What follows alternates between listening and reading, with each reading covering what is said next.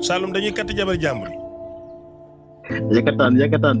yëkkataan mooy comme di làmb bajo xale yeeg di roof seen loxo yeeg yooyu.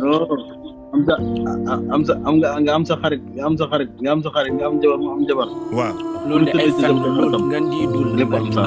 dul la maanaam yéen day naa bëgg a jël Saalum def leen ne maanaam lu bon si Saalum la ëppee wala la bëri loolu ay fen la barki yàlla ay fen la Saalum amul benn bërëb boo xam ne boo ko tuddee seen xel yi dem na si lu bon te fii taaxe fii surtout ñun man Mbour gu ma nekk ni baatu sali boo ko tuddee ñëpp seen xel yëpp si lu bon la ñu nekk Saalum jigéen ñi ñi mu ñuy sol tuwee ju dang génn si mbedd mi boo koy def paayu noox la te fii da ngay gis koo xam ne lu ko neex lay sol wallahi la nga si lu muy sol ñàkk sol yére sa moo koy tane muy génn di dox fu ko neex ngay jàkkaarloo jigéen nii xam ne kii nii nangam la jëm maanaam nga jàkkaarloo jigéen nii xam ne kii day jaay boppam Saalum est-ce que xam ne jaay sa bopp fii ngay gis fii nii taax yi ngay gis kuy njaaloo ba pare te du si rus dara am doomi njaaloo nii te du si rus dara Saalum boo ko fa defoon da ngay daw génn dëkk bi rus ngay def doo ñëwte sax si dëkk bi ngeen bëgg a jël lu bon naan ay nangam bu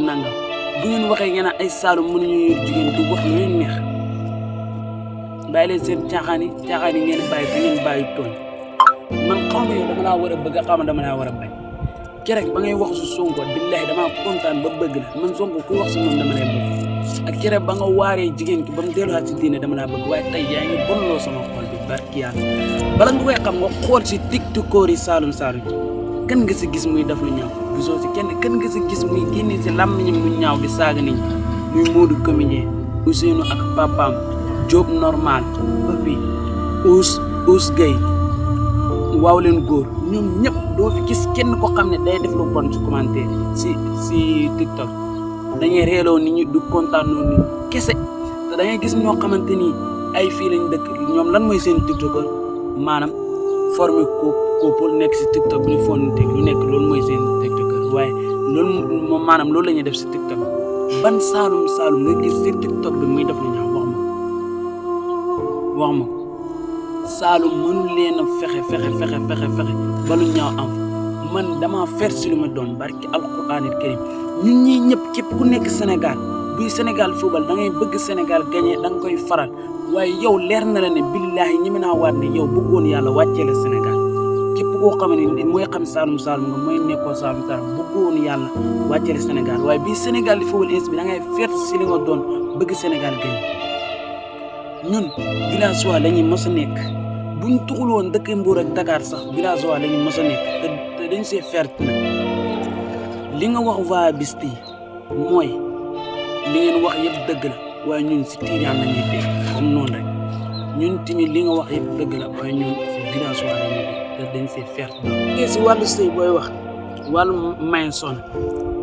lenn li xam nga lu si nit ñi jublu maanaam yow buñ la sonnalee di la laaj ngay